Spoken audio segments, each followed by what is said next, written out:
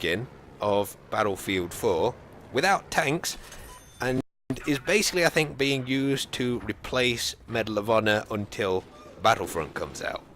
It's also probably touching a nerve with a lot of people, given that it's being released at a time when Battlefield 4 isn't exactly complete yet and is still halfway through sorting out all of its DLC, which probably feels to a lot of people quite rushed.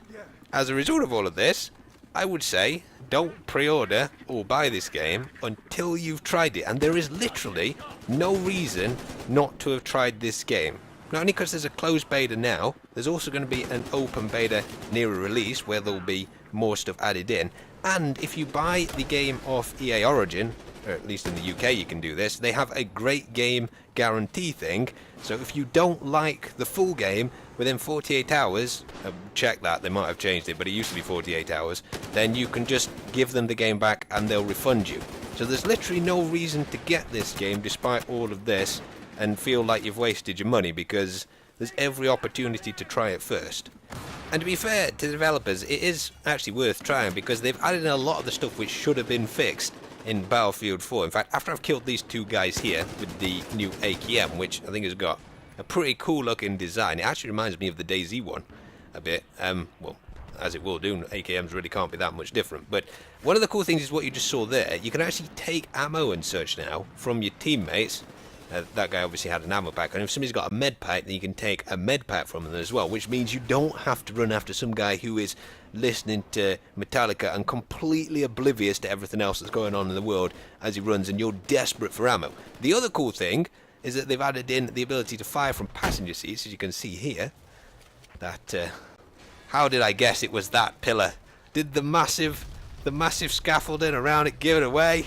I don't know, but they've also added in the ability to fire from vehicles with RPGs and whatever. You can lean out the window as well, rather than just firing from the second view. And I really like that. You know, I wish they'd put that in Battlefield 4, because it would have made a lot of the transport vehicles a heck of a lot more fun to use, and they are in this.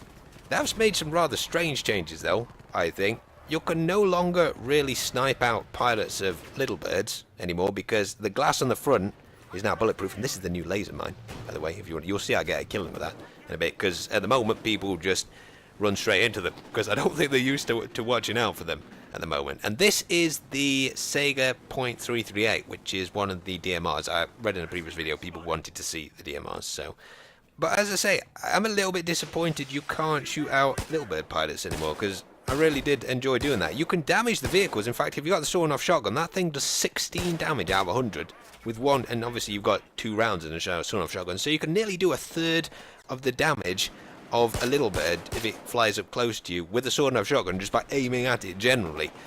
There's also, it seems so far, no AA in the game. The miniguns do very little damage to helicopters, but the Stinger does 58 damage, as do the air-to-air missiles on the little birds. So you can basically take out a helicopter in 2 shots, and given that flares tend to not work half the time, you can take them down really, really fast with the lock-ons in the game.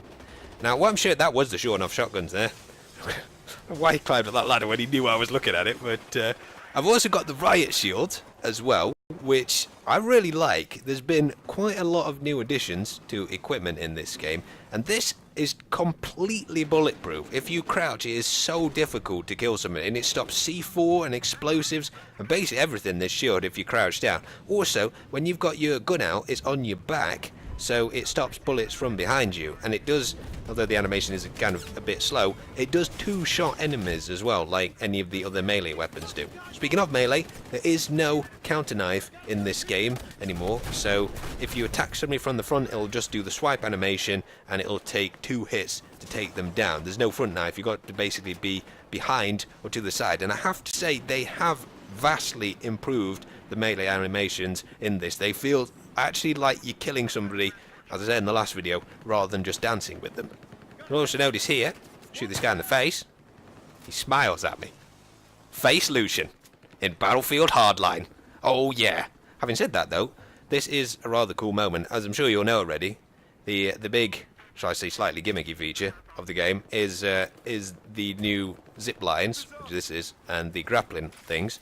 So you can actually zip line in like SWAT through the window of a thing. However, in my opinion, they're kind of half done in this. Because I've been putting grappling lines up the side of these buildings to see if I can get in through the window, like rappel in. And it just feels like the biggest omission not being able to sort of swing on the grappling hook line into windows if you put it down it, or to be able to